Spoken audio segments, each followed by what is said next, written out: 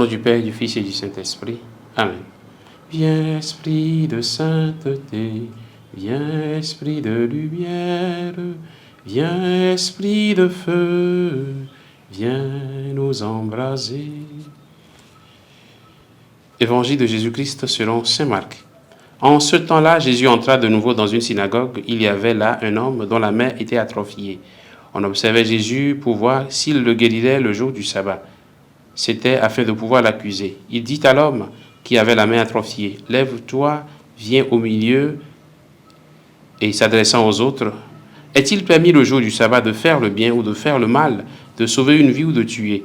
Mais eux se taisaient. Alors, promenant sur eux un regard de colère, navré de l'endurcissement de leur cœur, il dit à l'homme, étends la main, il l'étendit et sa main redevint normale. Une fois sortis, les pharisiens se réunirent en conseil avec les partisans d'Hérode contre Jésus pour voir comment le faire périr.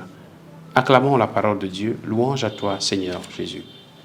Bien-aimés de Dieu, frères et sœurs en Christ, loué soit Jésus-Christ. Nous sommes aujourd'hui le mercredi 22 janvier. Est-il permis le jour du sabbat de faire le bien ou de faire le mal? Dans l'évangile de ce jour, Jésus est devant ses détracteurs dans une synagogue, un lieu sacré, un lieu de prière. Au lieu de compatir pour l'homme, de compatir avec l'homme malade, ou même de souhaiter que Jésus le guérisse, ils passent leur temps à l'observer pour voir s'il le guérirait le jour du sabbat. Ils pourront ainsi trouver des raisons pour l'accuser de transgression à la loi. Et Jésus pose une question fondamentale. Est-il permis le jour du sabbat de faire le bien ou de faire le mal? Autrement dit, le sabbat doit-il être un frein au bien? Le regard des autres doit-il nous empêcher de faire le bien? Jésus ose faire ce bien à cette personne, malgré l'interdiction de la loi et le regard des autres. Frères et sœurs, il peut arriver, et il arrive bien souvent, de nous retrouver dans nos communautés chrétiennes avec des frères et sœurs qui n'ont pas la même vision de faire le bien que nous.